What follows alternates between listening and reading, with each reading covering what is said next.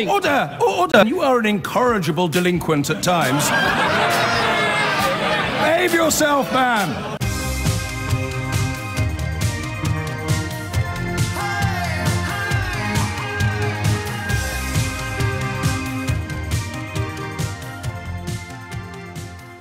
And I think the word that will run through the first hour of today's programme is probably proof.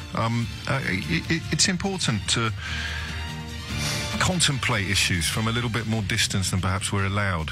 You have to respond immediately these days. You have to have a strong opinion straight away. How often do I open the programme by making that observation? And how often yesterday did we reflect upon the fact that while we were praising Theresa May for her robust, strong, stable, statesman-like denunciation of the attack in Russia and demand that Vladimir Putin account for the presence of that nerve agent in Salisbury, a nerve agent that could only have come from, I know there's an awful lot of international law experts suddenly baptised on Twitter, and similarly an awful lot of toxicologists, but the scientific fact is it could only have come from one very specific place in Russia. But she laid out two possibilities for how it could have got here, and I'm going to start today's programme by suggesting that despite having some fairly big problems with his tone and some of his inferences, all Jeremy Corbyn has done is stick to what Theresa May said, which is that there are two possible explanations for how this agent ended up in Britain.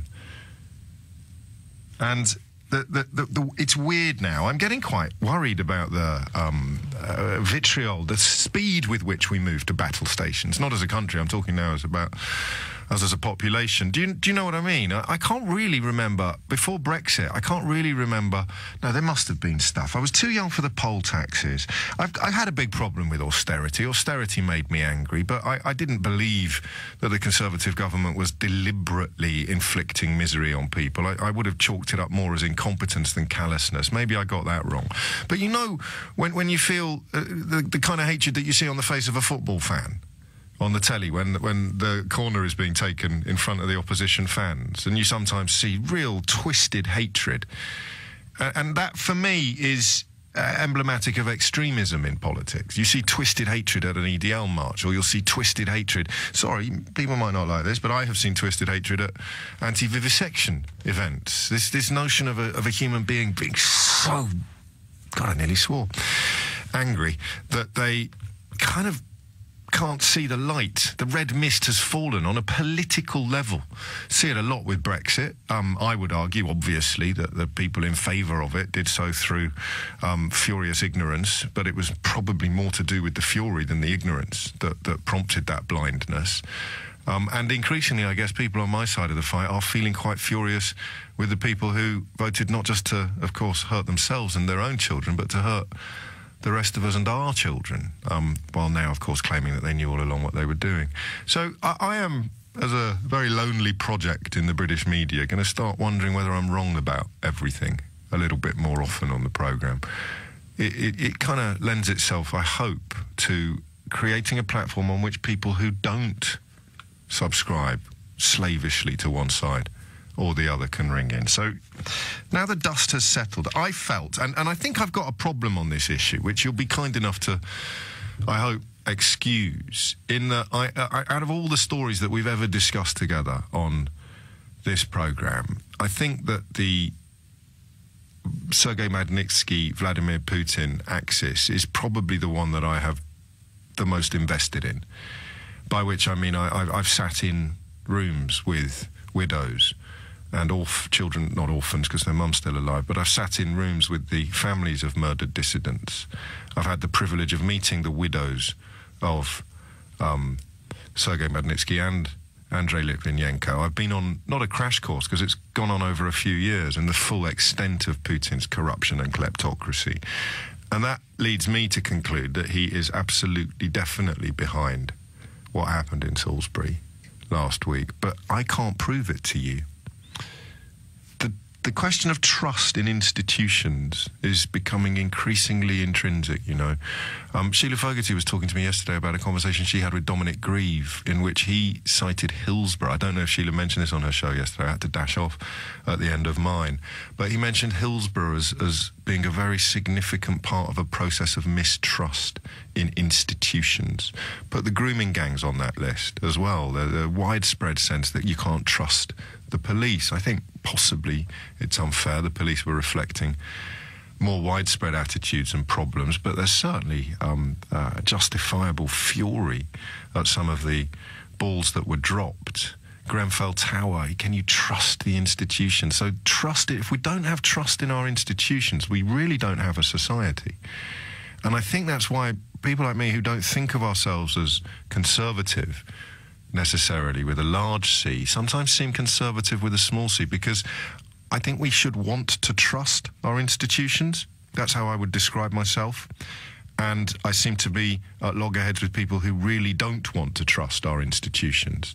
The problem is they have a lot of the best songs on that side. We've just mentioned a few of them. They point to Hills. They point to lots of things that we've spent more time on this programme covering than many other places in the British media. So I get the issues and I get the problems, and I completely support the aggrieved, you know, whether it's Kelvin Mackenzie's utterly despicable dancing upon the graves of the Hillsborough victims, or whether it is Kensington and Chelsea Council's utterly despicable, what would you describe it as, betrayal of the residents of Grenfell Tower, and lots of other points in between. I want to trust the institutions, but as Jeremy Corbyn points out, there was overwhelming bipartisan support for attacking Libya, but it proved to be wrong. He's returned to the fray that I found so offensive yesterday, the citing of flawed intelligence and dodgy dossiers leading to the calamity of the Iraq invasion. And there is a problem for me with historic sympathies towards the disgusting regime in the Kremlin. But I can't prove that Vladimir Putin did it. And at this point in proceedings, it would seem nor could Theresa May. So I would like, if we can today, there's some things I'm going to avoid, all right? We're going to avoid any reference to articles on the internet by former ambassadors or people who don't have any scientific training in forensic toxicology claiming that they understand all too well the nature of forensic toxicology. I'm not looking at cack-handed analyses of international laws that you weren't aware of yesterday but are suddenly an expert on by tea time today. We're just parking all of that, all right? That's what the internet is for. This is for real people having real conversations about real issues. And here's my real issue today. I think he did it, but I can't prove it. What's wrong with Jeremy Corbyn saying that until it has been proved, we should hold fire? What's actually wrong with that? I think I became a bit of a tin pot patriot earlier this week. I think I became one of those kind of slightly stupid flag wavers. I felt this affront to our sovereignty, this assault upon our streets, merited a completely unified response. I use the phrase national unity a lot. But what does that actually mean? National unity is what sees us send our sons to the fields of Flanders to die in wars we don't understand, and send white feathers to those who've taken the time to work out whether this particular war is worth fighting. Lions led by donkeys, dying in their hundreds of thousands for a cause that none of them could properly articulate, but which had been rendered, if you read your First World War poets, had been rendered a form of patriotism. Dulce et decorum est, pro patria mori. That's where it leads, this blind call to arms. It is a sweet and wonderful thing to die for one's country. It's not, you know. Not unless it's a cause of unchallengeable integrity. And if I can't prove it, and Theresa May can't prove it, at this point, what's wrong with Jeremy? What is actually wrong with Jeremy Corbyn saying, until we have proved it, let's hold back? He backed the expulsion of diplomats, okay? And he called, I think, for greater economic sanctions. He seems to be, the Labour Party in general, are a lot closer to enacting the Magnitsky Act than the Conservative Party are. Albeit that there may be some embarrassing relationships in the Labour ranks, there are more, I suspect, in the Conservative ranks, and that might explain why their reluctance to enact these sanctions is greater than the Labour Party's. the question of culpability has not been proved. As far as I am aware, Theresa May said to Russia, and you follow the news perhaps as closely as I do, so feel free to correct me on any of this. She said, look, either this happened or that happened. Okay? It definitely came from Russia. It's either come as a result of government intervention or a security service intervention, i.e. it's a murder planned. State-sanctioned is the phrase we'd use. I'm 99.9% certain it is, but I can't prove it to you. And I'm a journalist. A politician can't prove it to you. Would you send your son to this war without proof? Would you? Because I immersed myself in social media for about an hour yesterday, and I found an almost unrecognisable reality compared to what I'm seeing in established media. Some of it's nuts, obviously, at both fringes. You've got the crackers claim that it's all part of a plan to derail Brexit. We're popping off police officers, or attempting to, with nerve agents from the Soviet era in order to stop Brexit from happening. It wasn't just the poor lady on the programme yesterday. It popped up on Question Time last night as well, the same argument. That's coming from the sewer of so-called alt-right media, which a lot of us believe probably has much closer links with Russia than many realise at the moment. So you've got that attitude, and then I guess over on the other side you've probably got the equally bonkers one that it's some sort of false flag operation designed to whip up enmity against Russia because some hawks and rich people somewhere want to have a war. That seems to me to be pie in the sky. But in between those two extreme positions, there is a really interesting argument unfolding about Jeremy Corbyn. A really interesting argument. And that argument seems to hinge upon the perception of proof and the concept of trust. Why do you trust Theresa May on this while simultaneously maintaining that she's the single most incompetent Prime Minister this country has had since David Cameron? That's actually inarguable, albeit a little mischievous. So she has a record as Home Secretary of almost undiluted absurdity, querulousness, weakness. I spoke to Nick Clegg about this the other day, and the thing that they found about Theresa May's Home Office was the impossibility of getting anything done, fear of getting something wrong. She's been enthralled to the Daily Mail since she arrived in Downing Street. That has pretty much set what passes for a political agenda, but she is, as a Prime Minister, almost uniquely weak. So why do we suddenly believe her? My answer to that is very arrogant. My answer to that is I know a lot about the Kremlin. Therefore, I have almost no doubt at all that they did this. But if I was Theresa May holding that view, I'm afraid it is relevant that I've got £800,000 in my back pocket that comes from oligarchs who've taken money out of a regime so corrupt that it could contemplate sending a nerve agent to Salisbury. This isn't difficult, is it? You've got £800,000 in your back pocket from very rich people whose money derives from that corrupt society, which you now believe is responsible for sending a nerve agent to Salisbury. So, give me a ring and tell me, I want to speak to people who don't really have any skin in the Corbyn game, if you see what I mean. I don't want to speak to people who have a diametric opposition to the man, and I don't really want to speak to people who cannot conceive of him ever doing anything wrong. There's a lot of them around. That's quite scary. I want you to talk to me and tell me either what Corbyn has done wrong, or why you, despite not being a particular fan of his, think he might actually have got this right. 0345 6060973. It's 10:17. And so if I frame it thus, would you send your son to war? No one's talking about going to war, but it's about the burden of proof, the test of credibility, on the strength of Theresa May's performance in Parliament this week, and on the strength of the evidence she's shared to support her conviction that the assassination attempt undertaken in Salisbury was sanctioned at the very highest level in Russia. Quick text, then the phones. I like this a lot. I don't know why I haven't signed it. You deserve a lot of credit for this.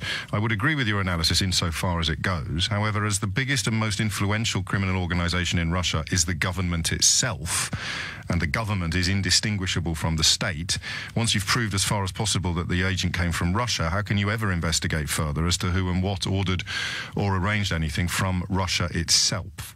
There is simply no rule of law there that would assist any investigation. And the ball's back on this side of the net then, isn't it? Because Corbyn and certainly Seamus Milne, his communications secretary, would probably dispute that description of Russia. And that leads us back to where we started, which is why my question is this. What's he done wrong? And I will possibly test you on that by asking whether or not you'd be comfortable sending your sons or daughters to fight on the strength of Theresa May's current position. Because if you wouldn't, I'm not sure you've got any business kicking Corbyn. Adam's in Andover. Adam, what would you like to say? Yeah, I just wanted to say that sometimes we need to go above and beyond physical evidence. I mean, I hate to say that. I mean, if it's a crime, then you shouldn't do that. But it's quite obvious that it has come there, and all he's trying to do is cause instability in the West. If there was going to be a war, he wouldn't target us. We're not going to fight him. He'd go to the US and do the same there. He knows it's not going to happen. He's causing instability. He's already caused immense instability in America, as Mueller will continue not to this extent, though, to unveil. Well, he hasn't killed anyone on the streets of an American city. But hang on, mate. Just slow down for me a minute, because I understand what you're saying, and so do you, and that's why you balked at your own words slightly at the beginning. You can't. Can you talk about punishment without proof? Well, it's not so much punishment. We're not punishment. We're not going to war. What we're trying to say is that you can't do this here. I mean, I was watching RTN last night. I mean, it is laughable what they're saying on there. I mean, but you're covering too much. We're covering too much ground, mate, and we're not sticking a flag in any of it. Russia Today is a joke, obviously. There are other debates to have about whether. Jeremy Corbyn, they had a 20-minute VT, and Jeremy Corbyn's face was behind it the whole time. Well, they had his face behind the conversation on Newsnight as well. I don't know what you're saying. You, like me, are convinced that it's Russia, but you can't prove it. And in the absence of proof... But you never will prove it, because then it's done by the... If it was them, it's be done by the special services from their country, and the physical evidence will not be there. But if we don't make a stand, they'll just do it again. But we are making a stand. We can never prove it. We are making a stand. He's expelled diplomats. He backs Magnitsky. I don't know what you think he should... I mean, what are the governments suggesting we do that Jeremy Corbyn doesn't want us to do? I don't think we've even gone down that road yet, have we? All he's doing, Adam, is resisting... No, he's not, mate. Not unless Theresa May was... Because Theresa May said there's two ways this stuff could have got here. And she charged Russia with explaining which one it was. In retrospect, that was either incredibly stupid or simply designed to force the issue. Because there's no earthly way Vladimir Putin was going to pick up the phone and either own up or provide Theresa May with evidence of how it ended up in the hands of criminals. So she stands up in the House of Commons and says it's either A or B. She stands up 2 days later and says we still don't know, but we're going 100% on A. And Jeremy Corbyn says, well, what's happened to B? Well, that's not devil's advocate, Adam. But it is with him because he's making it party political. They're saying it can't not be part. No. She said A or B, right? There is nothing that has happened since that could let an impartial observer settle on one or the other. She opened up this box, A or B, state-sanctioned or criminal. Jeremy Corbyn has simply agreed with her and said, until we know, maybe keep your hair on. But what if we never know? Well, then we have another question, but we're not there yet, are we? But it is because why do you keep arguing? Because you would never ring me up and say, I can feel it in my waters, James. That bloke's guilty. We should hang him. You'd never do that, would you? You'd wait for the burden of evidence. But it's not going to get to that extent because it's. Well, then wait until it gets to. Wait till it gets to there. Then wait until it has become impossible to prove. But we may never get there. Well, that's his point. I value your call, but I think you're possibly emblematic of a broader problem than we realise, because you sound a little bit brainwashed, Adam, if you don't mind me saying so. I live in Andover, and I live 20 minutes from Salisbury. Yeah. Now, whoever did that, if that would have gone wrong, I mean, you're talking about a whole district. If it was, mate, I love you like a brother, but this is utterly irrelevant to all the conversation that we've had thus far. I appreciate it feels a little more urgent if you live near there, but in the context of international relations or sanctions against Russia, the geographical location of your house is, well, it's not really very important. 27 minutes after 10 is the time. And you do sound brainwashed. How do I know that? Because I think I was a bit yesterday. This is what gaslighting means, isn't it? Corbyn fascinates me. I wish I could warm to him more. I wish I could trust him more. I wish I could believe in him more. The idea of having to choose between him and Theresa May is like having to choose between a hair sandwich and an ice cream cone full of paper clips. But on this, I think we've got it wrong. What is wrong with saying what Theresa May said at the beginning of the week? There are two possible explanations for how this stuff got into Britain. Two. Nothing's changed. There are still two. That's all, to my mind, that's all he's done. Richard's in Birmingham. Richard, what do you think? Hi, James. Thanks for taking my call. You're very welcome. So, on Wednesday, I was on a leadership course, and at lunchtime, I was watching Theresa May give her speech in Parliament. And then in the afternoon, we learnt about a theory of leadership by a professor called Keith Grint. Oh, yeah. Wicked Problems and Clumsy Solutions. Ah, yes. And he's That's the zeitgeist in a nutshell, isn't it? So he's essentially got a theory that there are three different types of problem. There's a wicked problem, a tame problem, and a critical problem. And each one requires a different way of dealing with it. Now, a wicked problem is one that generally doesn't have one solution. And sometimes you could ask, 20 different people and get 20 different answers. Yeah, and that seems to be the path that Theresa May's gone down. Well, you could argue that. You could argue that she's gone down a different route, and she's dealt with the problem as a critical problem. Right. As if it needs immediate hard power, as opposed to sort of emotional soft power, and actually considering every avenue. And what we were taught was that ineffective leaders sometimes mould the plan into however they think they should approach the problem. Yeah. As opposed to what the problem actually is. So it's about how I look rather than how the problem best gets solved. Absolutely, yeah. And I think she thought that she needed to go down the Churchill route. I think you're right. Well, I don't know if I throw her weight around. Yeah, I think you're probably right. And I mean, it puts Corbyn in a very positive light, whether you like the man or not. He knows he's going to get a kicking from all corners for this, but he also presumably believes that he's right. I'm essentially, politically homeless. I don't really find myself in either camp. But I think on this problem, I think Theresa May maybe went in a bit hard too soon. She could have still been firm. And she could have... Well, you see, what you've reminded me of is how ludicrous it is to see this as a two-sided debate. I've got to crack on because we're late for the news, but oddly, I think Theresa May should have gone in harder on the sanctions ages ago, regardless of Salisbury. I've only just realised that.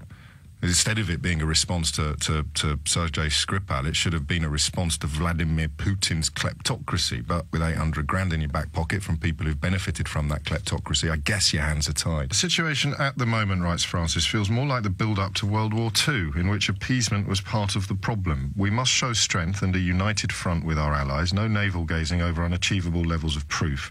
Putin is testing our political weakness. Now, I'd agree with the last line. I can't agree, I don't think, unless someone plays an absolute trump card today. No navel-gazing over unachievable levels of proof. I can't help hearing the words of Basil Fawlty in the back of my head saying, yes, you did, you invaded Poland. And that was not something that you needed to debate or argue about, was it? This is the point, right? Theresa May offered up two options, two explanations of how this agent could have ended up in Salisbury, this nerve agent. I know that there's lots of fascinating stuff on the internet about how, I don't know, Porton Down and something and yada yada boom boom, but it can only have come from one closed town in Soviet Russia. That is, I'm no scientist, but I've swatted up with people who are, and that is the only fact we have. That fact was reflected in Theresa May's speech when she said it is possible that it found its way from that single location to Salisbury via a route that was not state-sanctioned. But if it did, there's only one state that would know how, and that state is Russia. So, explain to us either how it ended up in the hands of gangsters and criminals, as Jeremy Corbyn still suggests we should consider, or explain why you did it. And I think, obviously, Vladimir Putin completely ignored her. And off the back of that refusal to engage in a two-choice scenario, Theresa May offers the country a one-choice scenario. And yes, then she gets our allies to weigh in behind her, because it is, to my mind, pretty obvious, but is Jeremy Corbyn really wrong just to focus on the pretty and just to say, look, before we escalate even further, shouldn't we close down option 2 completely, as opposed to the current situation in which it's left completely open? 10:37. James is in Kiel in Germany, and I saw the first line of his description on my screen yesterday. He said, I met Gary Kasparov yesterday. It's now, of course, although Beth hasn't updated the screen, it's now, of course, you met Gary Kasparov the day before yesterday, James. Yeah, exactly, yeah. I thought the timing was kind of funny. I met absolutely incredible. Yeah, I met when he was giving a talk on a conference about AI and automation. Good grief. But I had to take the chance to go and speak to him and ask him about Russia and the current situation. Yes. And he's got an insight that we don't have. And his view on it is fascinating. And he's saying kind of what Putin's trying to do now, it's different to in the past. In the past, we had the fear of Russia trying to spread communism and their way of the world to the West. And he's saying that Putin doesn't care about that now. He's not interested in that at all. No. All he wants to do is spread misinformation and distrust amongst and internally in Western countries. He doesn't really care what the message is. All he wants to be able to do is say to his countrymen, look at the mess that democracy is, and isn't it much better that there's a strong man here? And in regard to how we're handling the situation at the moment, he finds it kind of laughable and weak what we're doing. He says, first of all, to attack Putin, you need to go after the money. And second of all, he thinks that Western democracies are at a huge disadvantage because we go through all of these processes, and quite rightly so. That's the point, quite rightly. So you've just, I think, summed up geopolitics. You say we're at a huge disadvantage because we have to do this thing quite rightly so. Do you see what I mean? We have. Well, he was saying that we need to, because we have checks and balances, because we have democratic accountability, because we have transparency. It's far from perfect, far from flawless. We move more slowly than Vladimir Putin does. He can have you wiped out on a bridge in Moscow by picking up the phone and calling a crony, calling a thug. We can't do that. Exactly, and he can work far more irrationally and erratically. He doesn't have to follow like a set line of policy. So what did you ask Kasparov specifically about Sergei Skripal? Well, I asked him about the incident. Yeah, in England, I didn't mention Skripal by name or anything. But no, he says how because he would see it just as another chapter in a story he knows extremely well, whereas a lot of people in Britain are kind of waking up to this for the first time. Just briefly. Sure. He's had death threats from the head of the KGB on him personally. Yes, plus, he's had close friends who have been killed. So he knows exactly what Putin is capable of. Which puts him in the camp that's been calling for sanctions and been calling for responses to the Kremlin long before we knew Sergei Skripal's name. What do you think personally, and this isn't what you rang in to say, about Corbyn's position, about the suggestion that actually, like you just said, the transparency and the accountability probably should be higher up the list? Yeah, I think it's fascinating, and we live in Western democracies, and we should protect everything we stand for. And I think there's nothing wrong with suggesting balance. I think the problem I see in Corbyn's position is that it's fair and right to ask for balance, but I don't think what May has done to kick 23 diplomats, the level of evidence you need to do that is far different than sending troops into Russia. Now, May hasn't suggested sending troops into Russia. And there's been, I've heard people on your show saying, look at what we said about weapons of mass destruction, WMDs in the Middle East, and they were never there. Libya as well, yes. Yeah, the situation at the moment is drastically different. We have, evidence. A lack of evidence would have been May saying, Russia tried to do this with no evidence. The evidence we have is 3 people in hospital, our leading chemicals team saying this is where it came from. There's plenty of evidence. And if we did nothing and we didn't expel anyone, then it would be, would be weak. But I think that I'm no fan of May, but what she suggested is definitely the first moves in the right direction. Even though option 2 is, her own analysis offered 2 possible explanations, and she hasn't closed down the second one. Yeah, I think Putin. I mean, we gave Russia a chance to reply, and they basically came back with a fob off, mocking us as a country, which in its own right deserves some reaction. Yes, and you know, we have to do something, otherwise it's, you know, Russia is going to see this as a bit of a joke. That's where I was yes, but Corbyn's not criticising the expulsion of diplomats, and he's certainly calling for greater economic sanctions, and therefore I don't know quite what it is. Well, it's just this refusal to completely blame Russia. The line he uses is that a connection to Russian mafia-like groups that have been allowed to gain a toehold in Britain cannot be excluded. And yeah, I mean, I think what came across to me in his first reaction to Theresa May in Parliament was his suggestion of how have we reacted to Russia's request for these weapons to be tested. To me, that it's a bit of a joke, because to even take that seriously, I think the Russians would have been laughing at us, thinking, you know, what's Corbyn even suggesting there?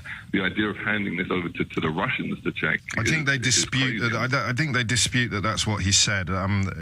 Poor old Theo Usherwood was fending off demands from very senior people in the Labour Party about my Twitter account yesterday. But I think that they makes a change from dealing with the Conservatives. They dispute that they said it had to be sent to Russia. I think Seamus Milne came closer to saying that, but Corbyn was speaking more about a sort of international adjudicator. But that wouldn't... You see, this is where it gets ugly, because that doesn't change anything. That doesn't prove whether it was brought into the country by a spy or a gangster, does it? No. That just proves what it is, and we already know what it is. Exactly, yeah. I mean, and you've seen that. I think there needed to be a reaction to Russia's response to Theresa May's request. It might not have been them, is where he sounds weird. Maybe it wasn't them. Maybe it was, you know, a big boy did it and ran away. I could, if I was in the mood, typify it in that way, but I'm not going to for the moment. I'm very grateful to you. Before you go, do you now feel better equipped for your leadership role than you did before attending this leadership conference? Well, it was about AI, so that was fascinating in its own right. One thing Kasparov did say, if anyone wants more information on it, he's holding today, weirdly enough, in New York, he said, an all-day conference with other leaders in this field. Litvinenko's family, a former Attorney General of America, it's a Putin conference called PutinCon.com. That if I can plug it on his behalf. Of course you can. He said he's streaming online all day out in New York with leaders in the field on Russia. We shall keep an eye on that. So some of my fellow Magnitsky laureates will no doubt be involved in this. James, thank you so much for your insights. 10:45 already is the time. There are other stories in the news, but I think we got this one right today, and it does give you pause, doesn't it, when you realise how easy it is to get caught up in the kind of rush to unity, which on paper would be a good thing.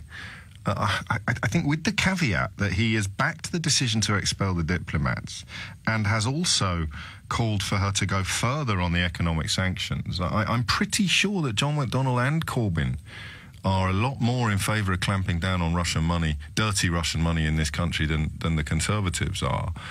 Is it really that big a deal that he's essentially still agreeing with Theresa May from Monday as opposed to Theresa May from Wednesday? Or am I missing something huge? Look, it wouldn't be the first time, would it? Question really is about Jeremy Corbyn and the response to this chemical attack in Salisbury. And the shift in Theresa May from Monday to Wednesday, there are two possible explanations of how this agent got here. I'm just going to make a little public announcement. If anyone else sends me this article by Craig Murray, the former ambassador to Tashkent, I shall block them on Twitter, all right? Just to be clear. Crying out loud. There is no doubt about where it came from. Absolutely no doubt at all. But there are two possible explanations for how it ended up in Salisbury, okay?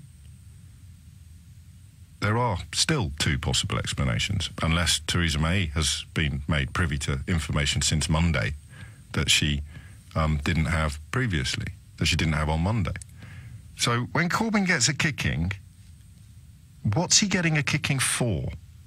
Holding back from completely blaming Russia for this attack. But Theresa May did that on Monday. It was Russia's refusal to respond that prompted her to go all in on It must have been the Kremlin. Look, it was the Kremlin. But for the avoidance of all, apart from the vaguest scintilla of possibility, if I was the leader of the opposition, I'd have piled in behind Theresa May on this. But you've got to understand why people haven't. And the reason why they haven't is quite easy to grasp if you take a bit of time to look at it. Just 2 words, Libya and Iraq. People look at those 2 engagements and think, you know, we do get a bit carried away. We do run off. Which is why I think it was quite a good question to ask, whether or not you would send your son to fight if this led to war, a highly unlikely event, but goodness knows the last 2 years have taught us anything's possible. Would you send your son to fight on the back of what Theresa May has said in the House of Commons this week? Or your daughter? 10:52 is the time. Charles is in Balham. Charles, what would you like to say? Thanks very much for having the conversation. I think there's a bit of a flaw in your logic. We've spoken once before, and I think the last call I agreed with you a lot of the time. I'm going to disagree with you on this one. I think the logical flaw you're making is equating personal justice with international justice. You're referring to burdens of proof and stuff like that. Well, leave me out of it and tell me why Theresa May was wrong to say that there were 2 possible explanations on Monday. No, I think she was right that there were 2 possible explanations. And how many are there now? I think there are still 2 possible explanations. And the flaw in my logic is? That because Russia haven't responded and helped us to eliminate the second option B, I think it is fair to assume that option A is correct and that we should act accordingly. I think it is as well. I think it's fair for you to assume that, and I think it's fair for me to assume that, and as I've just stated, if I was the leader of the opposition, I would assume that. But Jeremy Corbyn is perfectly entitled to agree with Theresa May from Monday as opposed to Theresa May from Wednesday. Where I would disagree with that is that the implications of that on the international order are quite significant and serious, and I think that puts the world into a more dangerous place by having a lack of unity in the UK. Then I would say, why didn't we do this after Litvinenko or after Perepelitsny? And I think we should have done, and I think mistakes were made on both of those occasions. I'm hoping that they don't get made this time round. But unfortunately, because there is doubt and because Corbyn has introduced doubt, I think this is weakening. Corbyn didn't introduce doubt, Charles. We just established that Theresa May did that on Monday. Maybe I misspoke. Introduced doubt, introduced a lack of unity of response. Well, or, if I were to phrase it differently, Jeremy Corbyn continues to agree with what Theresa May said on Monday. Yes. However, with the fact that Russia has not... It's only Friday. Discounting B. It's only Friday. And Jeremy Corbyn is threatening international security by continuing to agree with what Theresa May said on Monday, and which you think is still true. Yes, I think, because I think little things do actually matter and do add up. I think that last statement, I've enjoyed your call, that last statement was a little bit below par, wasn't it?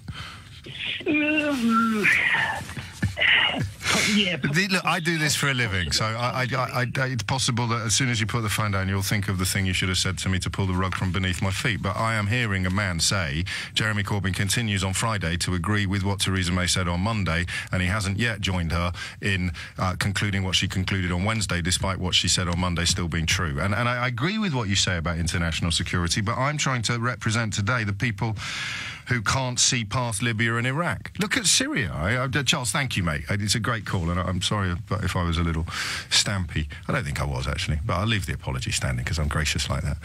I think of Syria. I think we should have gone into Syria, and we didn't because of Iraq. So this is the horrible situation which Tony Blair has left us with. The weapons of mass destruction, the desperate desire to get the hat-trick after Kosovo and Sierra Leone, the puppy dog type relationship with George W. Bush, which I still don't understand after reading both their books. That is what terrifies me, is that the scenario we were presented with as a rationale for going to war in Iraq turned out to be bogus.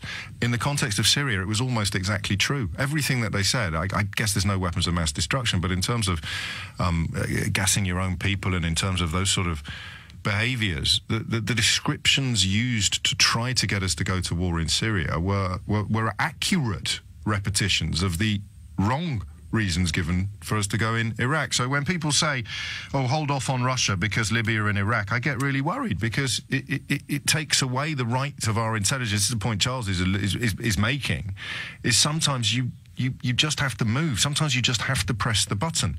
In which case, I ask you, would you send your children to war on the strength of what Theresa May has said this week? Ibrahim is in Slough. Ibrahim, what would you like to say? Well, I think war is a bit far away now. Yes, of course it is. It's just it's a rhetorical device to focus the mind, Ibrahim. Yeah, I think, well, I would agree with you in the fact that, well, Jeremy is literally just agreeing with Theresa, which He is, isn't he? He is agreeing with what Theresa May said on Monday.